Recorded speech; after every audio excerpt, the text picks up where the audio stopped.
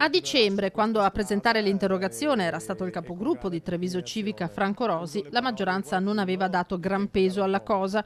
Ora che MOM ha sospeso la linea d'autobus 55 isolando di fatto dalla rete del trasporto pubblico San Vitale, estremo lembo di Canizzano, il problema è esploso in tutta la sua gravità e le opposizioni a Palazzo dei 300 partono nuovamente alla carica con un ordine del giorno da discutere al prossimo Consiglio Comunale. Crediamo che se il problema sia la strada troppo stretta, MOM abbia il dovere di intervenire magari utilizzando mezzi di taglia ridotta. Non è pensabile che dei cittadini che non dispongono di mezzi propri non possano più muoversi. Già adesso ci sono alcune giornate o fasce orarie in cui di fatto è impossibile prendere l'autobus. Crediamo che una cosa del genere non vada bene. Mi sembra un po' una presa in giro. Credo anche che il sindaco Conte abbia il dovere di intervenire, di dimostrare coi fatti, non solo a parole, quanto ci tiene i quartieri. Impiego di mezzi di dimensioni ridotte nell'immediato, quindi lo stanziamento di finanziamenti per far partire al più presto i lavori di allargamento di strada San Vitale. Stranamente, in passato era pieno di sentinelle nel quartiere di Canizzano.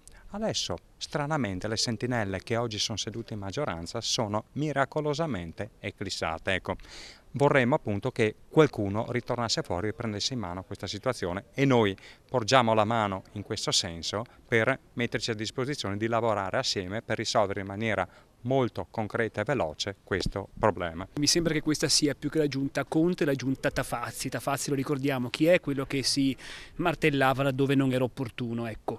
E con tutti i consensi e i voti che questa amministrazione ha ricevuto proprio da quella zona, ora ci troviamo con una penalizzazione così forte, davvero è incomprensibile. Ecco, io penso che i cittadini di quel quartiere dovrebbero pensarci bene a quello che hanno votato e in futuro anche a fare delle scelte diverse.